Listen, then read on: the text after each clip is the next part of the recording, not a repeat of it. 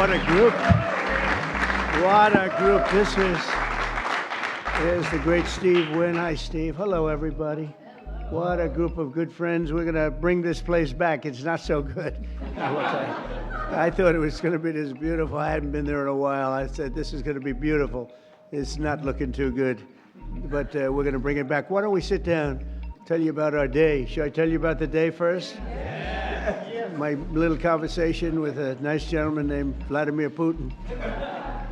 But we had, actually we had a good talk, and I think that progress is being made. 5,000 young soldiers are being killed every single week on average. Can you believe 5,000?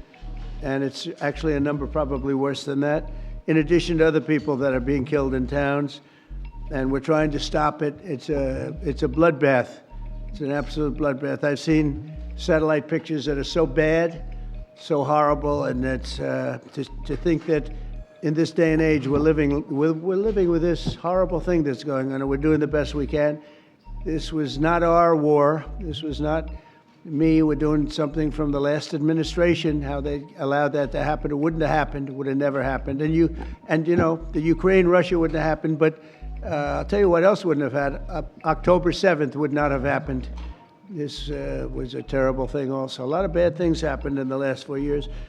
But good things are happening now. We had a tremendous visit in the Middle East. We went to Qatar. We saw Saudi Arabia, all the top people in UAE.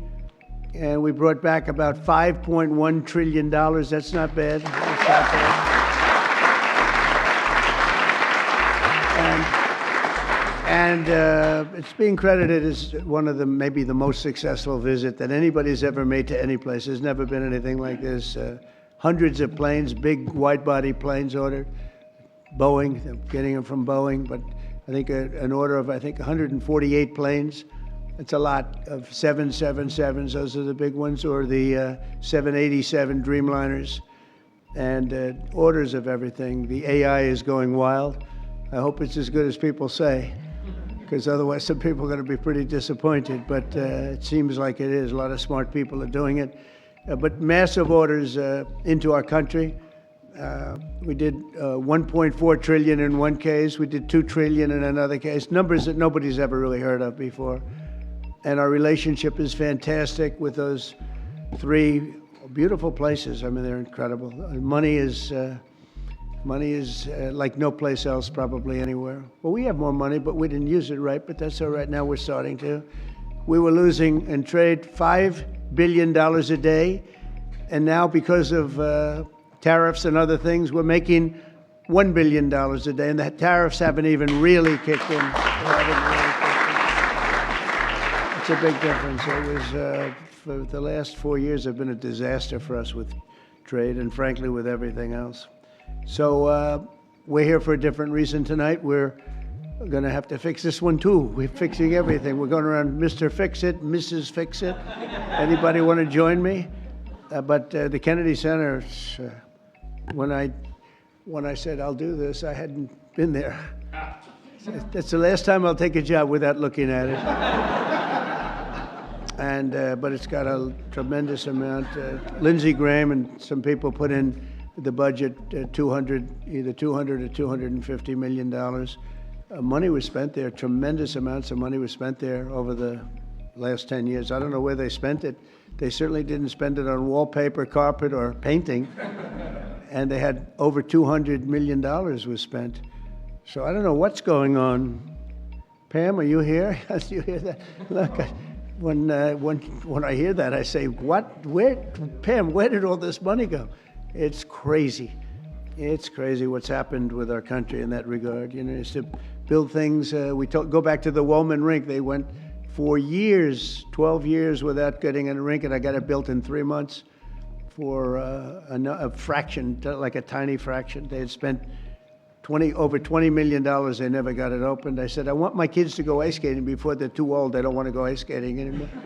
I used to watch it from my window. I used to watch people, nobody working, and spending money like crazy. And as you know, I got it built very quickly. This is This is well, maybe a more difficult. That was pretty easy, actually. That was pretty. We had cement mixers from the rink all the way back into Harlem. We poured one contiguous pour over a period of a day and a half. They would pour a little section, then another little section. And when they put water, it all leaked, surprisingly, So it was fun, but I love construction. That's, I guess, why I like this a little bit, because we're going to have to redo it. So I'm honored to welcome exceptionally talented and committed group of patriots. You're amazing people. This is an amazing board, I'll tell you. And I got so many calls from people, could I get on the board? You have a lot of people that are not so much in love with me right now because I couldn't get them on the board. But because the board is taken. But we're going to turn it around, and the Kennedy Center Board of Trustees, you're here, and in many cases you have your spouses. And I want to thank Rick Grinnell. Where's Rick? Where is Rick? Hello, Rick. He did a great job. He used to walk into the Justice Department with Zafar showing all the horrible things that had gone on in our country. He had a lot of courage. And he's going to be with me for a long time, different things. He seems to be a troubleshooter. I say, how about Kennedy Center? Let's fix that one up. And tremendous strides have been made. You'll be hearing about that in a second. But I want to thank the entire board for the incredible work and all the fundraising efforts. We're going to raise some funds, but we're getting a lot of funds also from Congress because they want to see this thing good. We have the 250th year anniversary coming up, and this building is going to be a primary focus in D.C. And it's got the potential for greatness. If it didn't, I wouldn't have done it. But it has a great plan. It's got great sound. It's got a lot of things that, if you don't have good sound, you can forget it. You're never going to. They've been trying to do things over at Lincoln Center. All my life I've been watching. They rip it down, build it up, rip it down. Some of the greatest sound of buildings built in the 1850s out of pure marble. And you get up and you can just talk lightly and they hear you back 100 rows. But and if you don't have sound, I think there's a certain amount of luck. You hire sound engineers, they get a lot of money, and then you open the building and you can't hear anything. So we're going to do some good things, but the basics are there. The location is phenomenal. The importance of the building is phenomenal. And we'll have some very interesting plans. I always thought they should have built a beautiful performing center, open air, facing out over the Potomac. They didn't do that. They built these crazy rooms underneath. They built 3 tiny little stages, very expensive. Someday maybe somebody will occupy one. They're underground. In fact, when I looked from a distance, you see these like hubs, concrete hubs, and I thought it was modern art. Well, here we go with the modern art blocking everybody's view. And when I actually went over there, I said, no, it wasn't modern art. It was meant for a door to be in, so you go down to these rooms. So I don't know what the hell they were doing, but they spent a lot of money. And it's just not possible that they could have spent it so poorly. But we're going to turn it around. That's what I love doing. I love turning things around. Turnaround artist. I'm doing that with the country. Believe me, we're doing it. We're doing a job. We are hot. We are hot.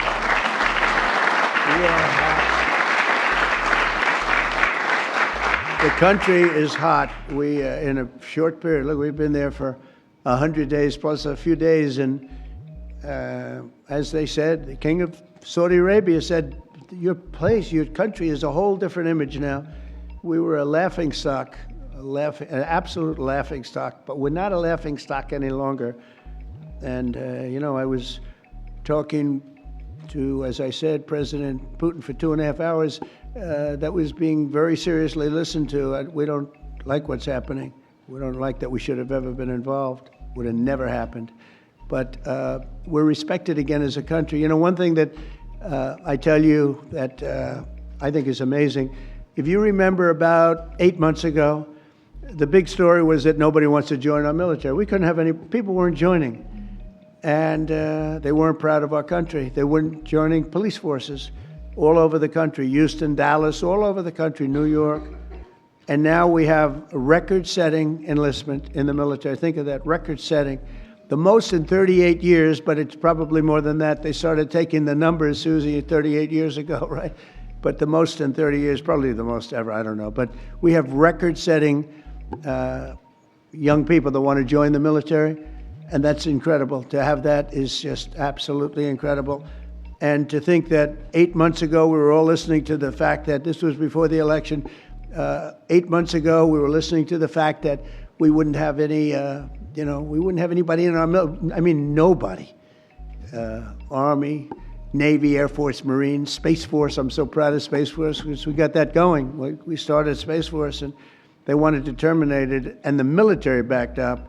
And they said, you're not going to do that. We were third in space, and now we're number one in space by a lot. They've done a great job. They had some great commanders in Space Force. But, ultimately it's going to be truly one of the most important things we've ever done because it's all heading to space. And I'm not talking about just experimental things that we do, because a lot of people don't understand that. We can understand that.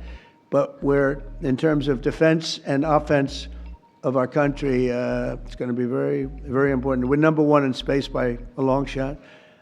The Kennedy Center mission is to be the crown jewel of the arts and culture in our nation's capital, and under our new leadership, we're going to take this revered institution to heights that it's never seen before. I think we can take this to really because we have the right place. We have all the politicians, and then we have the people that want to get to know the politicians for lots of bad reasons. And, we have everybody here. They have to be here for something, sometime. I've got total confidence in the just great team that Rick and the group have put together. Sergio's done fantastically. We're especially pleased to be joined tonight by Secretary of State Marco Rubio, great guy. Great guy. Where is Marco? He's great. I'm telling you, he was born for this. He loves it. You see him, he's in one country, another country. I think he loves it. But he's so respected everywhere he goes, and I know how tough he is because I used to have to be up there with him. He was not nice. He was a tough one. He was as good as you get. I didn't know that we would end up being this close. We like each other. I think I can speak for him. I can speak for myself, but I like him, and he's done a fantastic job, and he's really, really working. And we're getting relationships that we lost that were very important for us in many ways. And so I want to thank Marco, and Marco's on the board, Attorney General Pam Bondi, who I've known so long, and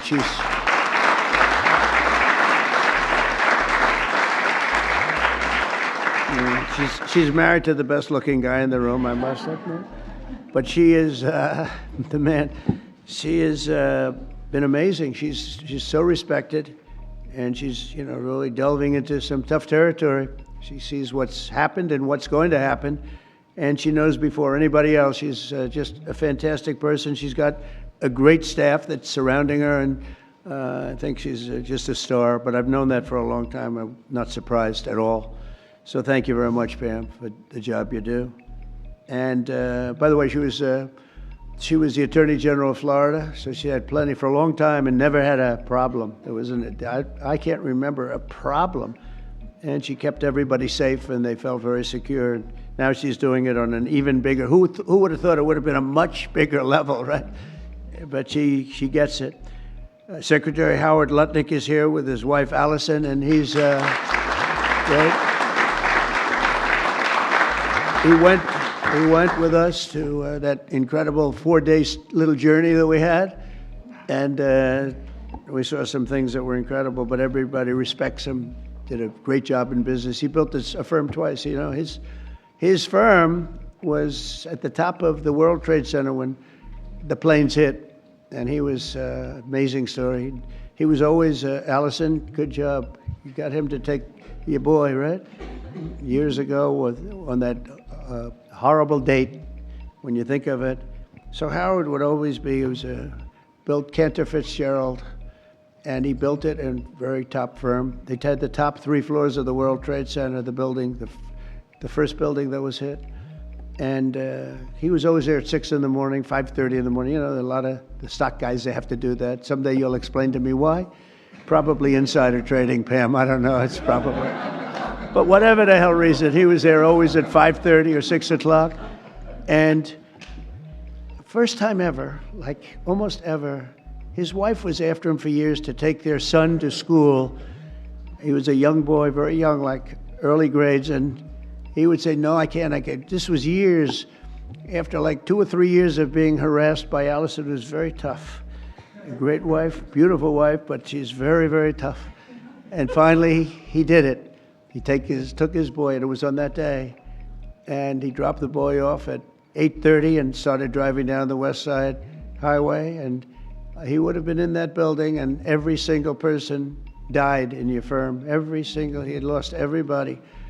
And with the exception of a few people in Europe and maybe a couple of other places, small, because they were all very New York-centric, and every single one of them died, including your brother. And what he did was incredible, actually. He rebuilt the firm. And he gave a percentage of it for years to the people, the families of the people that died. And the new firm became more successful than the old firm, using the same name, Cantor Fitzgerald, and he rebuilt it step by step by step. And I mean, that's why I said I have to get this guy if I have a chance, if I ever do. And he was very happy. They were doing great. They were doing record business. But when I said, how about coming over to commerce, a little thing called commerce, and now I don't think you could ever go back into that world because it's so big. He and Scott are in charge of, along with others that are great, but they're in charge of the biggest deal ever made in history. It's the whole tariffs. We've taken in trillions of dollars, trillions. And we've been hurt very badly by other countries that did this to us for 20, 25 years. They were taking advantage of us. We never did anything. But now we're doing it to them, and fairly, I'll tell you what, modestly. But we'll be taking, and we are taking in right now, 25% in cars, 25% on steel and aluminum, 25% on other things, and that'll be going up to 50, 75, maybe 100 in some cases. We have to get our pharmaceutical industry back. Once we establish that in another couple of weeks, it'll start roaring back. It's already roaring back because they know we're doing it. And it's really been, you've done a great job. But he said to me the other day, this is so big. These numbers are big. Cantor Fitzgerald doesn't look so big anymore. We see numbers, we talk in the trillions now. Think of it, $5.1 trillion. Nobody talks, but we're talking big numbers, and he's doing a great job. He did a great job before. Chief of Staff, Susie Welsh, she's considered the most powerful woman anywhere in the world.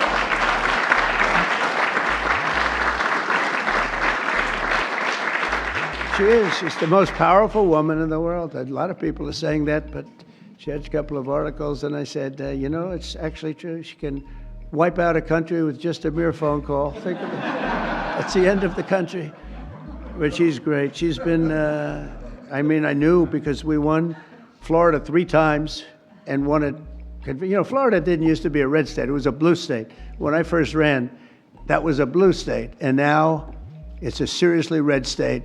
And it got more and more, and we're going to keep it that way. But Susie ran it, and we won by a landslide, and a Republican hadn't won. You had a Democrat senator, you had 2 Democrat senators, but you had a Democrat governor, you had a lot of Democrats. And so we won in a landslide. I said, good.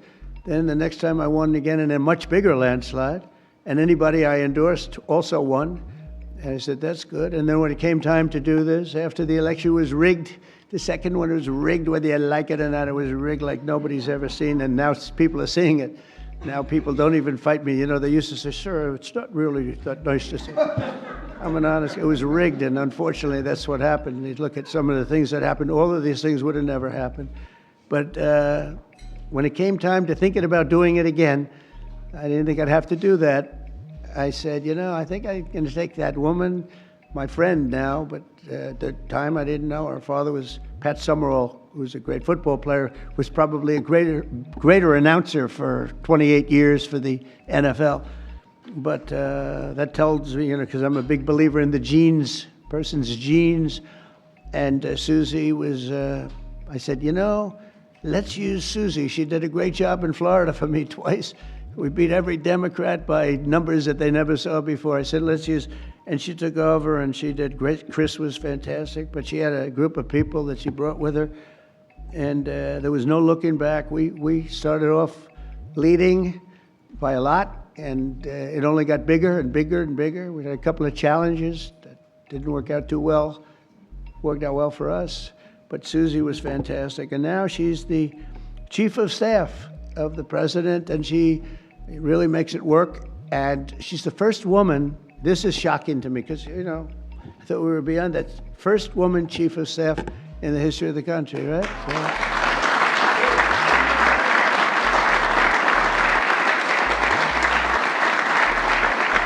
And she's doing a great job, and those men are scared. She sits in the back of the room. She watches them like this. She doesn't want publicity. She doesn't want to be on camera. She doesn't want stories. But they're up there yapping, and if they start yapping the wrong way, it's not pleasant for them. She's great. And we have a friend of mine, a man that I endorsed, and he proudly went through the roof, Jeff Landry, governor of Louisiana. Where's Jeff? Did my endorsement mean much? When I endorsed you, he became a rocket ship, right? We avoided, what I say it? We won in the first round. Yep, yeah, it was good. We didn't want to go a second round. He went up and won everything, and he's a great governor, great attorney general, great governor. So it's great to have you. And we have so many people here that we're not going to do that, but we may play around in a little while because we're going to have some fun tonight, and we'll talk about this, but we'll talk about other things. But we might talk about some of the questions you may have. We're looking to get the one great, big, beautiful bill. It'll be the greatest tax cuts in history. If we don't get it, that means the Democrats will have stopped us, and that means people will get a 68% tax increase, the largest in history. And if we do get it, we're going to have the largest tax decrease in history. And all my life, I've watched politicians screaming, "We will cut your taxes." This is the only group where they say, "We're going to raise your taxes," and they think they're going to win. There's something wrong with them. I don't know what the hell is going on. "We're going to raise your taxes." And people say, "That's strange. I've never heard it before." When we took over in recent months, the Kennedy Center was in dire shape. As I saw on my tour a few weeks ago, the building is falling apart. I don't want to scare people. It's in fine shape, but it's falling apart. That means, we have to see, we have Les Mis. We're opening up with Les Mis and some other things. We have Mrs. Fisher here, and she said, "You know what works? Anything Broadway." So we're signing Phantom of the Opera. We're signing a lot of great Broadway, and we'll have them run for a while. And I think you're going to do very well. But it's been neglected very badly, and it needs an infusion of different things, including probably funds. But I think we're going to do very well when we get some money from Congress to fix it, because it's so important. The previous leadership wasted millions and millions of dollars and handed us a budget deficit of $26 million. Can you believe that? In addition, the programming was out of control with rampant political propaganda, DEI, and inappropriate shows. We had some very inappropriate shows, to put it very nicely.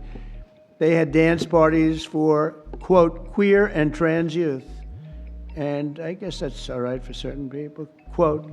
And I'm just quoting, I'm not saying it. Queer and trans youth. That wasn't working out too well. They had a Marxist anti-police performance. And they had lesbian-only Shakespeare, which is different. Who thinks of these ideas, really? It's different. It's different. Oh, we're bringing our country back so fast. The military is so much better. Everything is just gone. They had people who were paying them $400,000 or $500,000 a year to teach DEI. Just 12 weeks, our new board has balanced the budget. Think of that in 2026 budget. That's a pretty good job you're doing. So that's amazing. So the 2026, I told you it was 25 million under. It's balanced now for the fiscal year. Eliminated DEI initiatives in all cases. Brought back family-friendly programming that will attract large audiences once again, and launched a plan to renovate the building and reclaim the grandeur as a landmark, really a Washington landmark, which it always was. The Kennedy Center will also play an important role in our national celebration to commemorate the 250th anniversary of America's founding. So we have three really big. We have that. We have the 250th anniversary of America's founding. That's a big deal. And we have the Olympics, and we have the World Cup. And, maybe I got lucky, because I got the Olympics and I got the World Cup. I did nothing to help the 250th anniversary, because If I take credit for that one, then you'll say, I think he's exaggerating a little. But two of the three, I absolutely, I got the Olympics, I got the World Cup. And I said to myself when I got them, it was my first term I got them, President Obama would not take the calls from the Olympic Committee, refused to take the calls. And I think because he traveled to Oslo or wherever he went, and very far away, in order to get the Olympics, previous Olympics. And I said, well, that's great. That means we got it, because what president would travel to come in fourth place, which is what we came in, fourth place. And so he was so angry, he wouldn't take the call. So I got a call from, at the time, the mayor of Los Angeles. Los Angeles is not looking too good with what the water. We just sent so much water down their way, they didn't want to take it because it was bad for the environment. I said, no, water's good for the environment. If they would have had it when I told them to get it, they wouldn't have had the fires, or it would have been very small. But we took so much, and we were looking at the Olympics, we were looking at other things, and Obama went there, and all that travel, all that everything, and think, who would go there unless you know the answer? You have to know the answer. You can't be embarrassed as president. No president's ever done that. And I give him credit, he went, but he should have known the answer. Let's go deal making. And he didn't, and they put him at fourth, and he was so angry that it hurt his whole thing. He didn't want to talk to anybody, so I got a call from the mayor, and he said, sir, you're the president-elect. I was president-elect at the time. The president will not speak to the Olympic Committee, and I understand that, but a little bit his fault, I guess. He was very embarrassed by that, and I said, I'll speak to him. And I spoke to this gentleman who was obviously Scandinavian, seriously Scandinavian, and very nice. I couldn't get him off the phone because he was so starved for love. He just kept, I must have had him for 2 hours. I couldn't. I said, sir, I have to go. I'm president-elect. Yes. All I said to him, yes, yes, yes, we will take good care. They wanted to know that if they choose us for the Olympics, will we treat them nicely? And I said, we're going to treat you like so well, like you've never been treated. And then he wanted to talk about anything because nobody would talk to him. Now he talks to me. And we got the Olympics, and then we got through Johnny, who's the boss. He's a friend of mine, and we got the World Cup. I got them both, and I said, man, I won't be president. I got the Olympics and the World Cup, and I won't be president. And they're going to forget that I got them. Nobody's going to mention it because, you know, a little bit that's the way life is. And then they rigged the election. And then I said, you know what I'll do? I'll run again, and I'll shove it up their ass.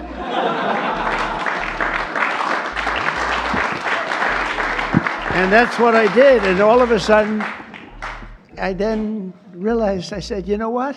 I got the Olympics, I got the World Cup, and I got the 250th. Look at the way this works out. So if they would have left us alone and wouldn't have cheated on the election and wouldn't have rigged it, I would have been retired right now. I would have been happily doing something else.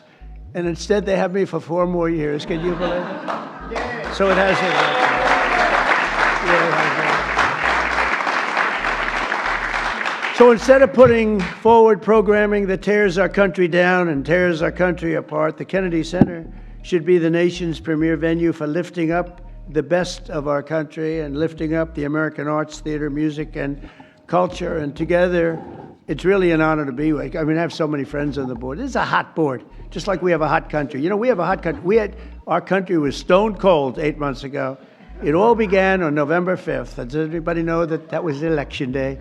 And from that moment on, and then January 20th came, and what we've done, we have almost no inflation. Our energy prices are way down. Our gasoline costs are way down. Groceries are way down. Eggs. Remember, they hit me with eggs my first week. Sir, the fake news, those people right there, they're saying, sir, eggs have gone through the roof. They were doubling and tripling eggs. I said, I don't know. I've just got here. Excuse me. And through she's done a great job, Brooke Rollins, Secretary of Agriculture. Anyway, the prices came down. They didn't want us to, we had the egg roll here a couple of weeks ago for Easter. They didn't want us to order eggs. They wanted the eggs to be made out of plastic. They wanted plastic. I said, I'm not going to do that. But by the time it came around, the egg prices are way down. The groceries are way down. Everything's we are just doing great. I mean, think of it, no inflation, and we're taking in billions, hundreds of billions of dollars in tariffs, which we never did before. We got a hot country right now. We have a country that people are proud to be a part of. So we're going to honor the legacy of President Kennedy, his great legacy, and we'll create the best and most beautiful home for the performing arts anywhere in the country and many other things also. I want to thank you.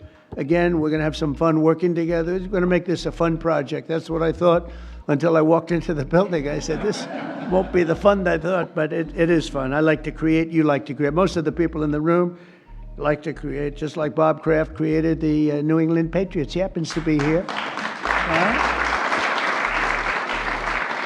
And he tells me he has a great new quarterback, so we're going to see. You know, a lot of people make that statement. We're going to find out, but I have a feeling you're going to be right. You've been right about a lot of things, but he was right about Tom Brady, right? He got him almost the last draft choice in the last round, sixth round, whatever it was. How did he work out, Tom Brady? Okay? Not bad? Good, right? But Bob's here, and his wife, as you know, Dana, she's on the board. And she's much younger than him, so he wanted to come tonight with her. Isn't it nice? Isn't it nice when you have a husband that will travel with you to the board, and he's a big shot too, and he's a great guy. He's been my friend for a long time. So I'd like to ask, if I might, Secretary Rubio, and followed by, we're going to ask Sergio to say a couple of words, and then Rick Grinnell, and we'll have a little fun tonight. And you know what they can do? If they can, relatively quietly, they can start serving the meal. So by the time we're all finished, we get the hell out of here, we go home, and we have our board all formed, and we can start doing that quietly. And so Marco, please come up and say a few words. Thank you, everybody. Thank you.